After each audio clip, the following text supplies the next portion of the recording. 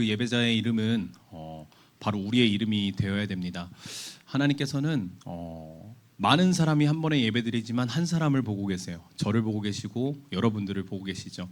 하나님께서 예배자에게 한 가지 명령하신 게 있습니다. 영과 진리로 예배를 드리라고 하셨습니다. 영이라는 것은 성령님께서 도우시겠다라는 거예요. 나의 환경이나 나의 상황이나 어떠함이 예배드리기에 합당하지 않은 상황일지라도 나를 성령님께서 도와주시겠다라는 거예요.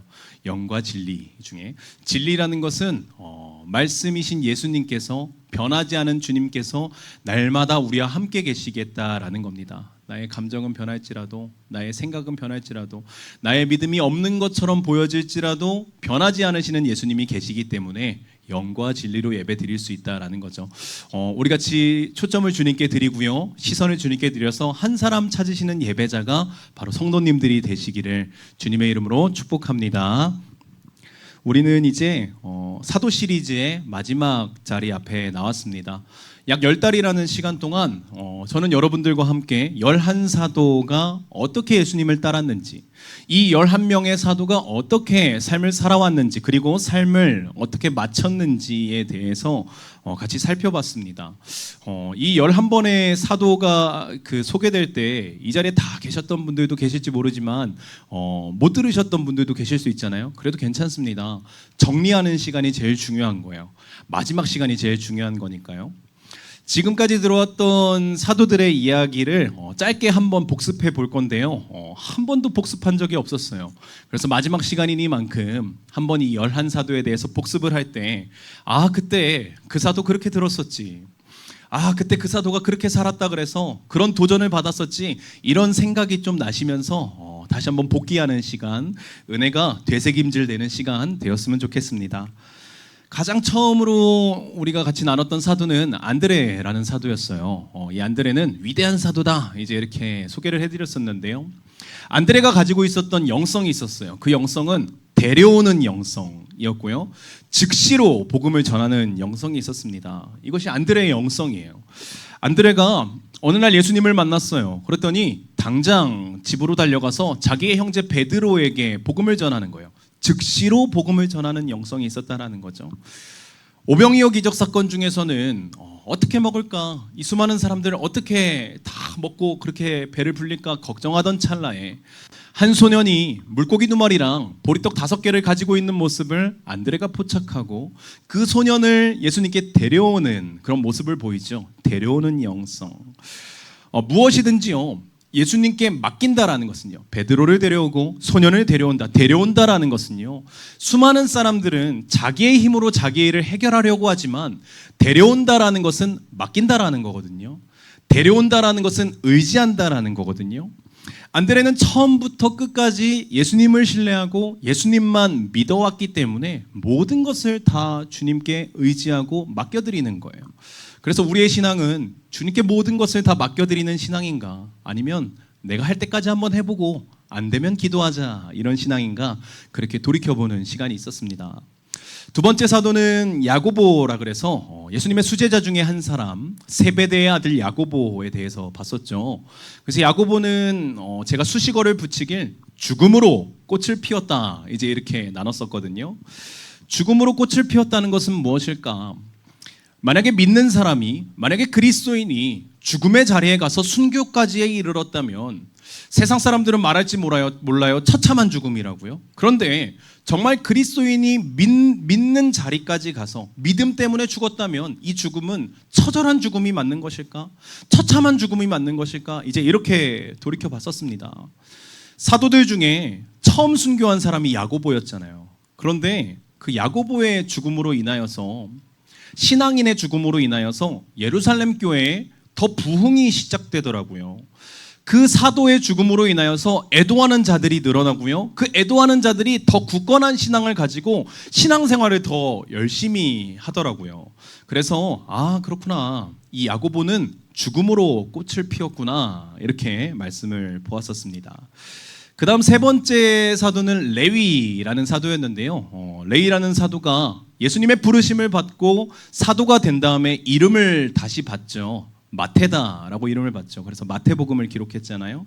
그런데 이 레위에 대해서 살펴볼 때는 이런 내용을 살펴봤었어요. 예수님께서는 어두운 자리까지, 세상에 어떤 모습을 가지고 있는 낮은 자리까지라도 찾아가셔서 부르시는 분이시다. 사람을 제한하지 않고 부르시는 하나님이시라는 거예요.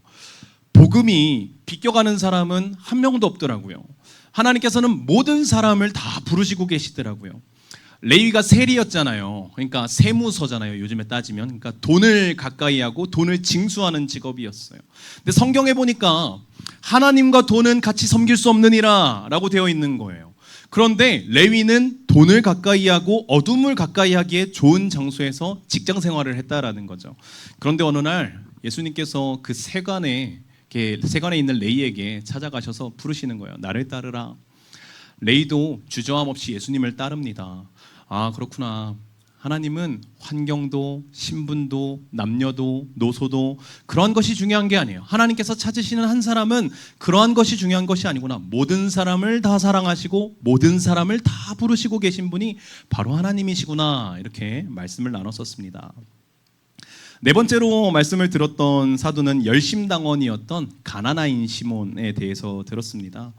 이 시몬의 관심사가 딱 한 가지였어요. 이스라엘의 독립. 약 500년 전에 이스라엘이 바벨론에 의해서 아수르에서 멸망했을 때 그때부터 우리는 독립을 못했다라는 거예요. 그래서 가나나인 시몬의 유일한 목적은 이스라엘의 독립이었어요. 이 독립을 위해서 예수님을 이용하려고도 했었잖아요. 정치적으로. 그래서 열심당원이라고도 불리고 민족투사라고도 불렸던 이 가나나인 시몬. 그런데 이랬던 시몬이 예수님을 알고 예수님을 영접하고 그분과 함께 살아가면 살아갈수록, 그분에 대해서 알아가면 알아갈수록 내 생각과 하나님의 생각이 다르다면, 내 방향과 하나님의 방향이 다르다면 결국은 하나님의 생각과 하나님의 방향에 순종하는 모습이 제자의 도리구나라는 모습을 이 시몬이 보여주었다라는 거예요. 그래서 우리도 살아갈 때 내 생각과 하나님의 생각이 다르다면, 내 방향과 하나님의 방향이 다르다면 시몬과 같이 내 뜻이 있을지언정 순종의 모습으로 나아가자. 이제 이렇게 말씀을 나눴었습니다. 그 다음 사도는 도마에 대해서 살펴봤습니다. 도마는 우리가 익히 말하길 의심 많은 도마야, 이제 이렇게 얘기하잖아요. 근데 저는 이 의심이라는 자극적인 단어, 때로는 부정적으로 쓰일 수 있는 단어를 질문이라는 단어로 바꿔보면 어떨까, 이제 이러면서 설교를 했었는데요. 이 의심이라는 단어를 질문으로 바꿔보니까 이렇게 되는 거예요. 이 도마라는 사람은요, 진리를 향한 탐구심이 넘쳤던 사람인 거예요. 진리를 향한 질문이 많았던 사람으로 보이는 거예요. 그래서 도마는 자기가 가지고 있었던 기질 때문에, 자기가 가지고 있었던 질문하는 성격 때문에 결국에는 부활하신 예수님을 만나게 되고 나의 주 나의 하나님으로 고백하는 그러한 기쁨을 누리게 되었다라는 거였죠. 믿음이라는 것은 그냥 믿는 게 아니고, 교회를 다닌다라는 것은 그냥 무턱대고 교회를 다니는 게 아니고, 부모님 교회 다니니까, 어려서부터 다녔으니까 난 그렇게 믿는 것처럼 그렇게 하는 게 아니고, 확실히 알고 확실히 믿어야 된다. 그러고서 교회를 다녀야 우리의 신앙이 진짜 신앙이 된다. 이렇게 나눴었습니다. 반석 위에 세우지 않은 집은 금방 무너지게 되는 것이죠. 그 다음 사도는 평범하디 평범한 빌립에 대해서 나눴었습니다. 이 평범한 사도, 앞으로 봐도 뒤로 봐도 평범한 빌립. 근데 이 빌립의 삶을 보니까요, 평범한 일상 중에 하나님께서 역사하시고 계신다라는 거예요. 우리에게는 예수님께서 부활하신 이 주일만 중요한 것이 아니고, 내일 펼쳐질 월요일, 한 주간 펼쳐질 금요일까지의 시간, 토요일까지의 시간에도 하나님께서는 매일매일 우리의 하나님이 되어주신다는 거죠. 주일에만 너의 하나님이야가 아니라 매일의 삶의 하나님께서 우리에게 말씀해 주시는 거예요. 나는 너와 함께하고 싶다. 그래서 우리가 잊지 말자 하면서 외쳤던 것은 하나님 앞에서 살아간다.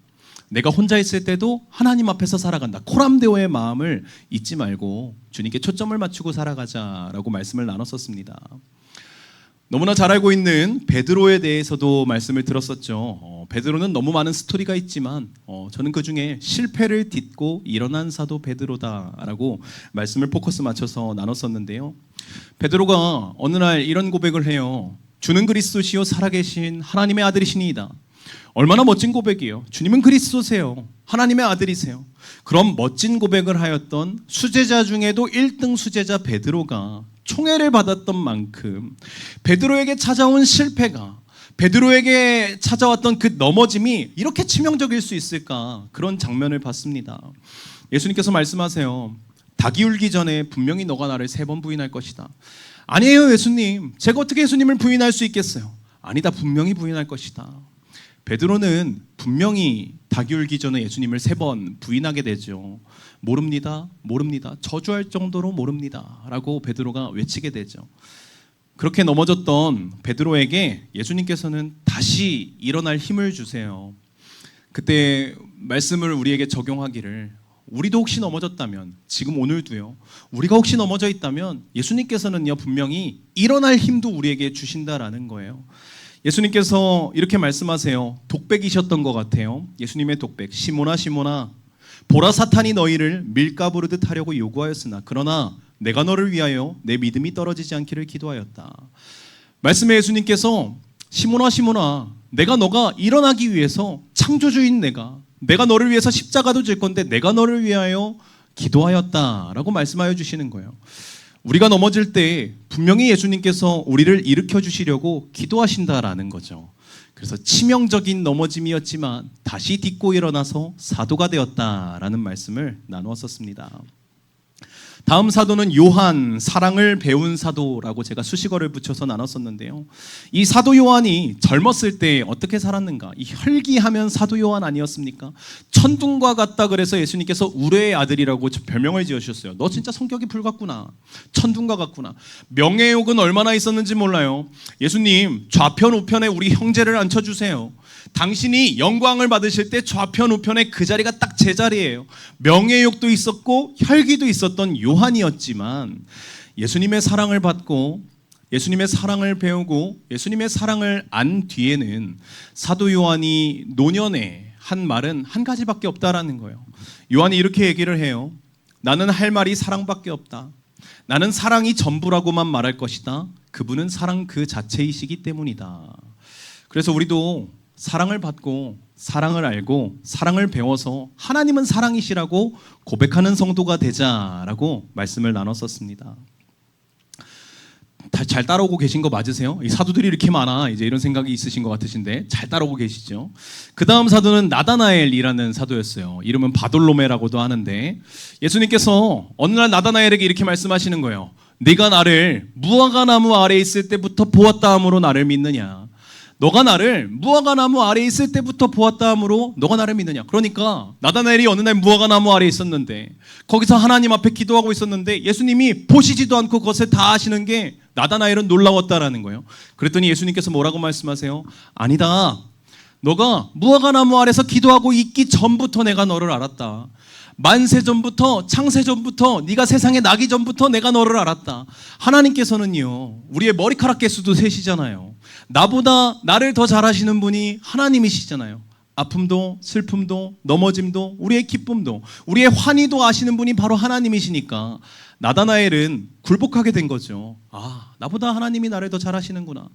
성도님들보다 성도님들을 더 잘하시는 분이 하나님 아버지심을 믿으시나요? 하나님께서 그렇게 말씀해 주시는 거예요. 무화과 나무 아래 있을 때부터가 아니라 예전부터, 만세 전부터 내가 너를 알았다라는 말씀을 들었습니다.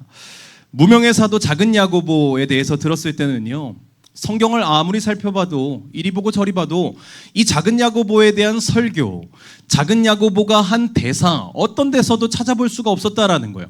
그런데 이 작은 야고보가 한 번 딱 등장하는 순간이 있는데 그 순간은 작은 야고보에 대한 설명이 아니라 작은 야고보의 어머니를 알려주기 위한 설명으로 딱 한 번 성경에 등장한다라는 거예요. 어떻게 사도가 그럴 수 있을까?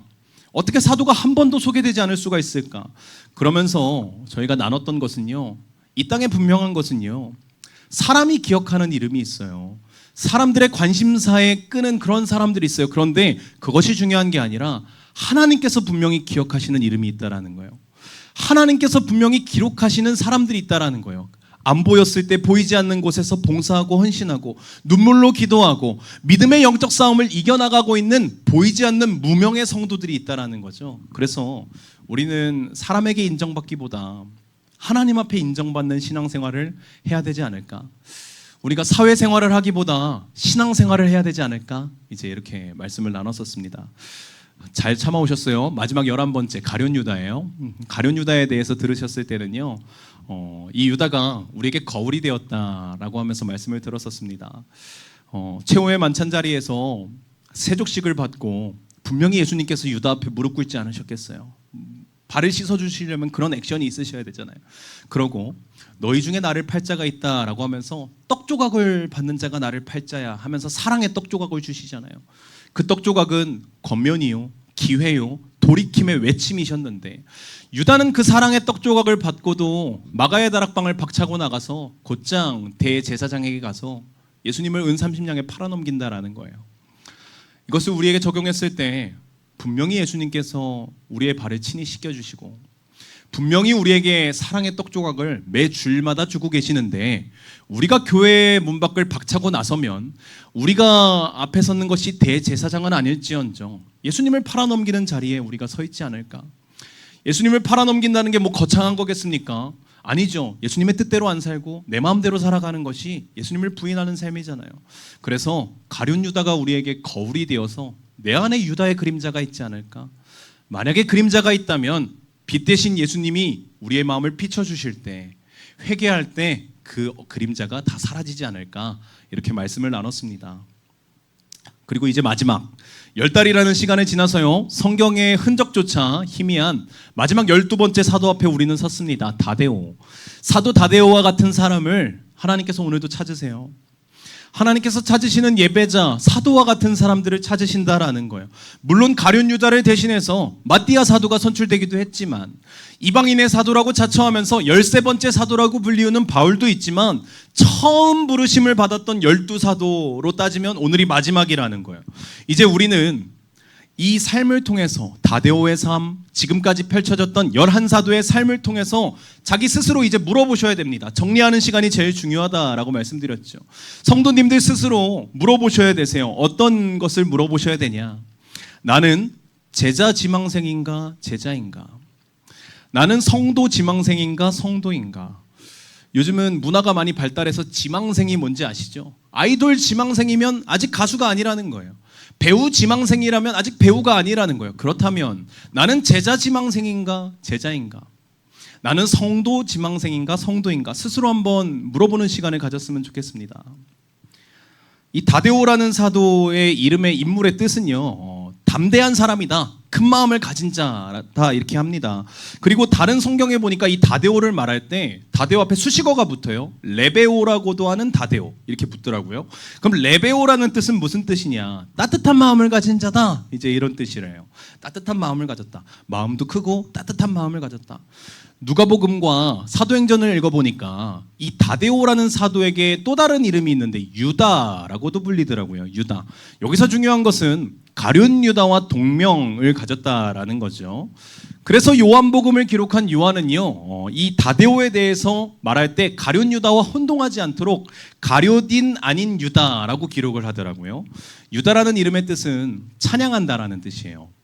그렇다면 다데오의 삶을 좀 정리해 본다면, 이름을 정리해 본다면 담대하고 마음이 크고 따뜻하며 하나님을 찬양하는 사람 정도로 볼 수 있겠구나. 이 다데오라는 사람은 그런 사람이더라고요. 그런데 어느 날 최후의 만찬 자리에서 다데오 사도가 예수님께 이렇게 질문을 해요. 요한복음 14장 22절 말씀 우리 같이 한번 읽어보실까요? 읽겠습니다. 시작. 가룟인 아닌 유다가 이르되 주여 어찌하여 자기를 우리에게는 나타내시고 세상에는 아니하려 하시나이까. 아멘. 이런 거죠. 예수님, 우리는 알겠어요.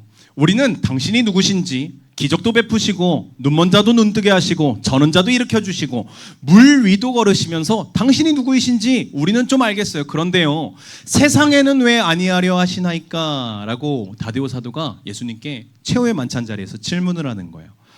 최후의 만찬 자리라는 것은 우리가 좀 알 수 있겠죠.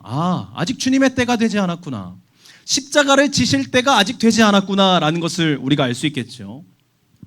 이 질문은 모든 사람이 예수님을 알았으면 좋겠다라는 그런 좋은 마음도 있었지만 다데오 사도의 내면 깊숙이 살펴보니까요, 겉으로는 선한 바람과 같은 것이 주님 모든 세상이 다 알았으면 좋겠어요. 이런 선한 바람 같은 것 이 말 안에 다데오 사도의 연약함이 묻어 있는 것을 보게 되더라고요. 이런 거죠.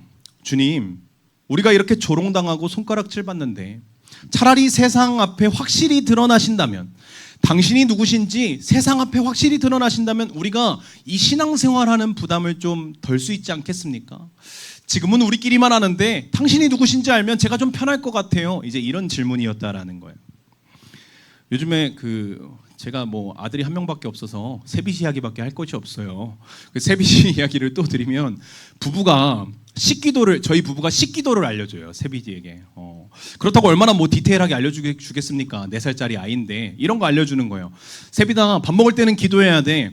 하나님께서 먹을 것을 주셨다. 하나님께서 일용할 양식을 주셨다. 하나님께서 주신 것이니 하나님께 감사기도 드리고 밥을 먹어야 된다. 이제 이 정도만 알려주는 거예요. 간단하죠. 근데 이 식기도를 집에서는 잘해요. 아침에 저녁에 식기도 하라 그러면 세비 씨가 대표 기도하거든요. 얼마나 잘하는지 몰라요. 뭐 아빠 흉내 내는 건지 뭐 하는지 잘 모르겠지만 중간에 뭐 할렐루야, 주여 아멘, 하들이랑 잘 놀게 해주세요, 뭐 싸우지 않게 해주세요, 뭐 다 해요. 그러고서 예수님의 이름으로 기도합니다, 아멘. 기도를 잘한단 말이에요.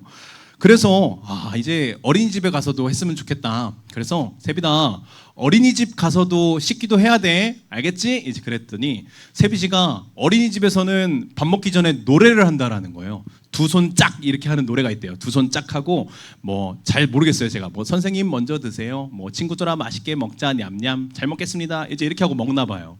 그래서 세비 씨가 그 노래를 하니까 막 얘기를 해주면서 노래를 부르는 거예요. 그래서 저희 부부가 세비 씨에게 이렇게 얘기해 주는 거예요. 세비다, 그러면 그 노래하고 마지막에 하나님 잘 먹겠습니다, 예수님의 이름으로 기도합니다, 아멘, 이것만 하면 되겠다. 이제 그랬더니 세비 씨가 좀 고민하더니 싫다라는 거예요. 싫어. 고개를 절레절레 하는 거예요. 머리가 컸어요. 이제 4살이면 컸는데 더 크겠죠. 그래서 싫다는 거예요. 왜 싫은데 이유를 물어보니까 세비 씨가 이렇게 얘기해요. 다 안 한다는 거예요. 친구들도 안 하고 선생님도 안 한다는 거예요. 그러니까 자기만 하는 게 이상하다라는 거예요. 다 안 하는데 나는 왜 해야 되냐라는 거죠. 다데오의 질문이요, 사실 더 강력한 체험, 예수님이 드러나셨으면 좋겠어요. 이런 기적을 바라는 마음, 그러니까 예수님이 만천하에 다 공공연하게 공지되었으면 좋겠다라는 마음, 자기들에게만 말고요, 세상 사람들이 다 알았으면 좋겠다는 이 마음. 주여 어찌하여 우리에게는 나타내시고 세상에는 아니하려 하시나이까. 이 말 안에 좀 속편하게 신앙생활 좀 합시다. 주님, 우리 정말 좀 힘들거든요. 그냥 다 알면, 옆집도 알고 앞집도 알면 제가 속편하게 하겠어요. 세비 씨가 씻기도 안 하는 거 그런 이유 아니겠습니까? 나만 이상한 것처럼 보이니까. 세비 씨가 근데 어제는 얘기하더라고요. 아빠 씻기도 한 번 했어요. 이제 그러는 거예요. 점심에 어린이집에서 제가 엄청 칭찬해 줬어요. 이 당시 유대인들이 예수님 믿는 사람 이상하다고, 예수님 어떻게든 꿰어가지고 신성모독죄로 십자가에 매달으려고 얼마나 혈안이 되어 있을 때예요. 예수님 잡아넣으려고 얼마나 그렇게 집요하게 했을 때예요. 그러니까 그 예수님을 따르는 사람들을 얼마나 괴롭히려고 했겠어요. 그러니까 다데오 사도에게 이런 질문이 절로 나오는 거예요. 다 알았으면 좋겠다. 다 알았으면 좋겠다. 그럴 바에 주님 그냥 다 보여줘 버리자고요. 당신이 누구신지, 메시아이심을, 그리스도인이심을 만천하에 공공연하게 보여줘 버리더라고요. 우리도 그런 모습이 있지 않을까요? 은혜를 받으면서도 하나님 더 분명한 체험을 주세요.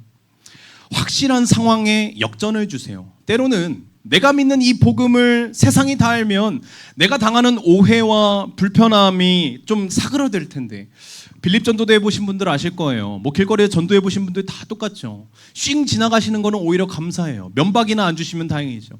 어느 때인데, 시대가 어느 때인데 아직도 예수를 말하느냐고 그러면서 면박을 주시는 분들도 계시는 거예요.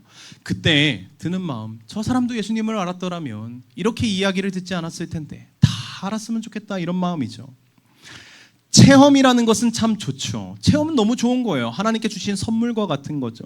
그런데 더 강력한 체험, 더 강력한 상황을 바라는 그런 마음이 다데오에게 있었다라는 거예요.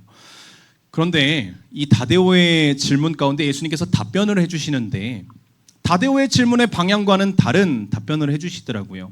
예수님의 답변을 한번 같이 읽어보시겠어요? 23절입니다. 읽습니다. 시작. 예수께서 대답하여 이르시되 사람이 나를 사랑하면 내 말을 지키리니 내 아버지께서 그를 사랑하실 것이요 우리가 그에게 가서 거처를 그와 함께하리라. 아멘. 다 보여주면 안 돼요. 이렇게 질문을 했는데 예수님께서 답변을 주신 것을 곰곰이 읽어보니까 한 번에 이해하기가 어려운 거예요. 예수님께서 대답하시되 나를 따를 것이다 하면서 우리가 그에게 가서 거처를 그와 함께하리라. 이게 무슨 뜻이지? 예수님께서는 외적인 증거를 쉽사리 주지 않으세요. 다만 예수님께서 하신 말씀은 이런 말씀이세요.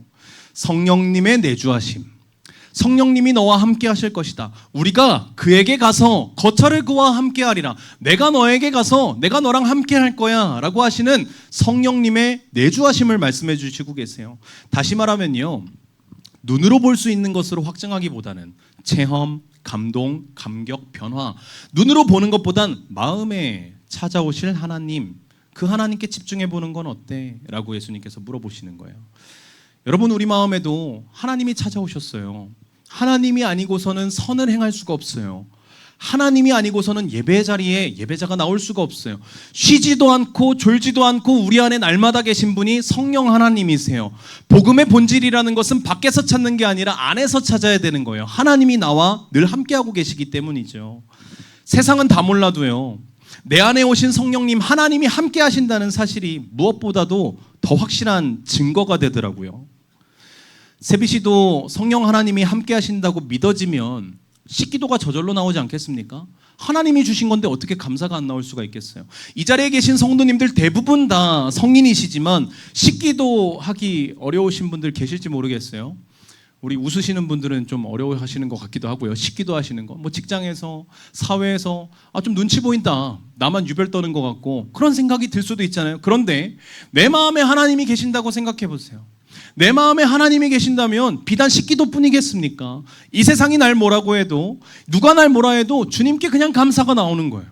주님께 무한한 아멘이 나오는 거예요. 화답이 나오는 거예요. 내 안에 하나님이 계시니까요. 다데오 사도가 이 말씀을 듣고 한 번에 잘 이해가 되지 않았지만 그럼에도 불구하고 예수님 따라가 보려고, 예수님 닮아 보려고 예수님 곁에 남았습니다. 여러분, 이게 너무 중요해요. 예수님 곁에 남아있는 게 중요해요. 예수님 곁에 끝까지 남아있는 게 너무너무 중요해요. 모든 사람이 다데오처럼 예수님 곁에 남아있지는 않거든요. 어떤 사람은 예수님의 직접적인 부르심이 있었어도 예수님 곁을 떠나가더라고요. 성경에 등장하는 부자 청년에 대해서 알고 계실 거예요. 그 청년이 예수님께서 찾아가시잖아요. 그 청년에게. 그러면서 예수님께서 말씀하세요. 와서 나를 따르라. 와서 나를 따르라. 이렇게 말씀하세요.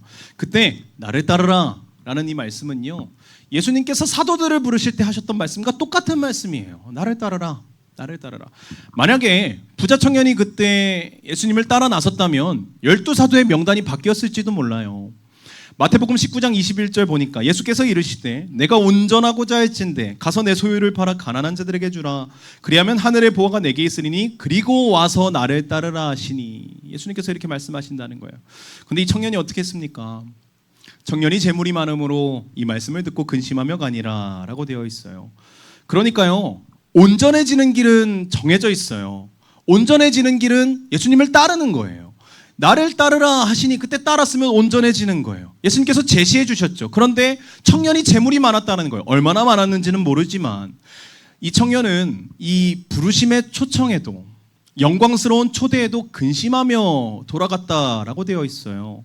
이 청년은 제자가 아니라 제자 지망생으로만 남았던 거예요. 살다 보면 재물도 중요하죠. 부도 중요해요. 먹고 사는 거 중요하죠. 하나님 믿는 사람들이 이런 기도 안 합니까? 기름진 복을 주세요. 이 땅에 기름진 복을 주세요. 우리가 이런 기도 안 합니까? 먹고 사는 거 중요하니까 이런 기도를 하는 거예요. 그런데 만약에 이 부자 청년이 사도가 되었다면요, 아니 사도는 아니더라도 제자, 성도가 되었다면요, 과연 이 영광의 길보다 재물이 중요할까요? 예수님과 함께하는 것보다 이 땅에 먹고 사는 것이 중요할까요? 여러분, 가치가 다르잖아요. 비교할 수 없는 가치잖아요. 예수님이 중요하시고 복음이 중요하잖아요. 부자 청년에게는 온전하고자 하는 갈망이 있어요. 온전하고자 하는 갈망. 내가 온전하고자 할진대. 이 말을 다시 하면요, 자기가 온전하지 않다라는 것을 알고 있다라는 거예요. 느낌적으로, 체험적으로, 영적으로 자기가 온전하지 않음을 알고 있기 때문에 예수님을 찾아갔던 거라고요. 제자 지망생이었다고요. 그때 예수님을 따랐으면 되는데 근심하며 떠나가게 됐다라는 거죠. 신앙은 날마다 기로에 있어요. 예수님을 따를 것이냐 말 것이냐. 그 기로에서 부자 청년은 순종이, 결단이, 회개가 되지 않았던 거예요. 성경을 조금 더 살펴보니까 조건부 제자 지망생들도 있더라고요. 조건부라는 단어가 붙죠. 누가복음 9장 말미에 보면 아주 멋진 한 사람의 고백이 나오거든요. 이 짧은 고백인데 한번 같이 읽어보실까요? 시작. 길가에 어떤 사람이 여짜오되 어디로 가시든지 나는 따르리이다. 아멘. 어떤 사람이 주님이 가시는 길이면 어디든지 따르겠대요. 너무 멋진 고백이죠. 이름은 안 나왔지만 어떤 사람이 그런 고백을 했어요. 근데 예수님께서 이 사람을 향해서 좀 짓궂은 마음으로 하신 건지는 잘 모르지만 겁을 주시더라고요. 예수님이 겁 주시는 모습, 누가복음 9장 58절이거든요. 예수께서 이르시되 여우도 굴이 있다. 공중에 새도 집이 있다. 그런데 인자는, 예수님이시죠, 나는 머리 둘 곳도 없다라고 말씀해 주시는 거예요. 다시 말하면, 그러니까 공중에 새도 여우도 굴이 있지만 나는 잠잘 곳도 없어. 나를 따른다라는 것은 그렇게 보장받는 길은 아닐지도 몰라 라고 말씀해 주시는 거예요. 예수님을 믿는다는 거는 세상에서는 보장받는 길은 아닐지도 모르죠. 근데 하늘에서는 보장받는 길이잖아요. 그러니까 어떤 사람에게 예수님께서 이렇게 겁을 주시는 거죠. 그러면서 말씀하세요. 예수님께서 하시는 말씀, 나를 따르라 하시니 그가 이르되 나로 먼저 가서 내 아버지를 장사하게 하게 하옵소서라고 말한다라는 거예요. 예수님께서 분명히 부르셨어요. 나를 따르라. 그런데 먼저 가서 일 좀 하게 해주세요 라고 말했다라는 거죠. 먼저. 믿는 사람들도 때로는 예수님 앞에 먼저라는 수식어가 붙을 때가 있어요. 주님 이거 먼저요. 주님 저 먼저요. 주님 저 좀 살고요. 주님 먼저 이것 좀 하고요. 주님 먼저 저는 좀 일 좀 보고요. 먼저라는 단어가 붙을 때가 있죠. 우리도 점검해 봐야겠죠. 나는 주님 앞에 먼저라는 조건부를 붙이는 사람인가? 아니면 주님 말씀하시면 아멘 하면서 순종하면서 걸어가는 사람인가? 나는 조건부 제자인가? 아니면 주님의 신실한 제자인가? 점검해 봐야겠죠. 지금까지 소개해드리는 사람들의 공통점은요, 예수님의 직접적인 부르심이 있었음에도 불구하고, 창조주 하나님의 직접적인 부르심에도 불구하고 떠나갔던 사람들에 대해서 소개를 해드렸어요. 딱 제자 지망생까지, 성도 지망생까지였던 사람들이죠. 그러나 다데오는 달랐어요. 다데오는 앞에 서론에서 살펴본 사도들도 달랐는데 연약했어도요, 부족했어도요, 넘어지기는 했어도요, 결코 절대로 예수님 곁을 떠나지 않았다라는 거예요. 여러분, 예수님 곁을 떠나지 않는 게 중요해요. 우리가 넘어지는 게 중요한 게 아니라 끝까지 예수님 곁에 붙어 있는 게 중요하다라는 거예요. 십자가 앞에 넘어지긴 했어도 끝까지 주님의 제자로 남아 있었거든요. 사도 요한이 오늘 함께 읽었던 요한계시록을 기록했는데요. 요한계시록 21장에 너무나 선명하게 새 예루살렘 천국에 대해서 기록을 해놨더라고요. 근데 오늘 읽었던 본문에 보니까 동쪽과 북쪽과 남쪽과 서쪽에 세 문이 있는데 12문이죠. 그러면 12문이 있는데 그 성의 성곽에는 12기초석이 있고 그 위에 어린 양의 12사도의 12이름이 있더라라고 기록이 되어 있더라고요. 이곳에는 분명히 무명의 사도 다데오의 이름이 새겨져 있을 거예요. 부자 청년의 이름은 없겠죠. 이곳에는 분명히 베드로 사도의 이름이 기록되어 있을 거예요. 가나나인 시몬의 이름이 있을 것이고, 우리가 알고 있는 아까 복습하였던 12사도의 이름이 다 기록되어 있을 거예요. 가룟 유다 대신 마띠아 사도의 이름이 기록되어 있겠죠. 성경에서는 다데오의 흔적이 희미하지만, 사도들의 전승에도 다데오의 기록이 희미하지만, 하나님께서는 그의 이름을 새 예루살렘, 천국이죠, 천국에 영원히 남기셨다라는 거예요. 세상이 기록하는 것은요, 그 사람의 업적, 그 사람의 이름, 그 사람의 성취, 성공을 기억할지 몰라요. 그 사람 참 대단했지. 그런데 하나님께서 기록하는 사람은요, 끝까지 남은 자, 끝까지 예수님 곁을 지킨 자, 그 사람의 이름을 기록하신다라는 거예요. 위대하건 위대하지 않건 그것은 중요하지 않아요. 제자 지망생 말고 정말 제자였던 사람들, 성도 지망생 말고 진짜 성도였던 사람들의 이름을 하나님은 기록하신다라는 거죠. 오늘 성도님들께서는 어느 곳에 어디에 자신의 이름이 새겨지게 되시길 원하시나요? 사람의 역사책, 사람들의 기억인가요? 아니면 12기초석에 새겨진 이름과 같이 하나님의 생명책에 기록되시기를 원하시나요? 이제 말씀을 맺어보려고 합니다.